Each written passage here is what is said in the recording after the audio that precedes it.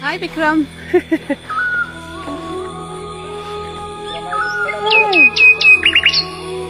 Oh, Vikram को दाँत पनि रहेछ दुईटा.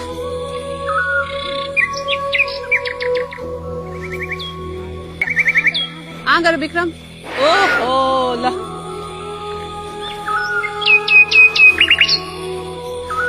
नेपालको शान हो नि एक सिंगी गैंडा. मैले यति नजिकबाट गैंडा फिल गरेको पहिलोचोटि हो. तिम्रो आँखा दुख्या छ? गाह्रो भएछ तिमीलाई? हो मिठो छ? मैले छोके तिमीले फिल गर्दैन होला. गैंडाको छाला यस्तो हेभी हुन्छ, बाक्लो हुन्छ. ल फेरि आउँछु विक्रम. बसिराख ल. ए हस भने होला. बसिराख ल राम्ररी है. नेक्स्ट टाइम फेरि आउँछु ल. विक्रमको बुवा आमा अहिले हुनुहुन्न.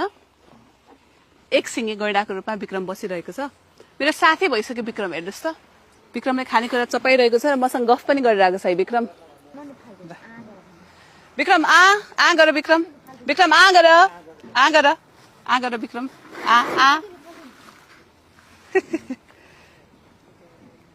विक्रमको बारेमा इन्ट्रेस्टिङ कुरा के छ भने सानो हुँदाखेरि नै विक्रमले आफ्नो आमा बुवालाई गुमायो र आमा बुवाको खोजीमा, खानाको खोजीमा ऊ गाउँतर्फ चार्न थाल्यो सानो बेलामा. त्यसले गर्दा कतिपय अवस्थामा गाउँलेहरूले अनसेफ महसुस गरे, शरीरमा चोटपटक लगाउने प्रयास पनि गरे. त्यसैले विक्रमको दुईटै आँखामा चोट लागेर विक्रम अहिले खासमा उसको आँखा देख्न सक्दैन. उसले आवाजले मात्रै पहिचान गर्छ र केही समय अगाडि चाहिँ यही हिँड्ने क्रममा, दौडिने क्रममा, सायद आफ्नो आत्मरक्षा गर्ने क्रममा पनि होला, एकजना पुजारीको चाहिँ मृत्यु विक्रमबाट हुन गयो. त्यसपछि चाहिँ यो संरक्षित एरियामा विक्रमलाई बर्दिया नेशनल पार्कभित्र राखिएको छ.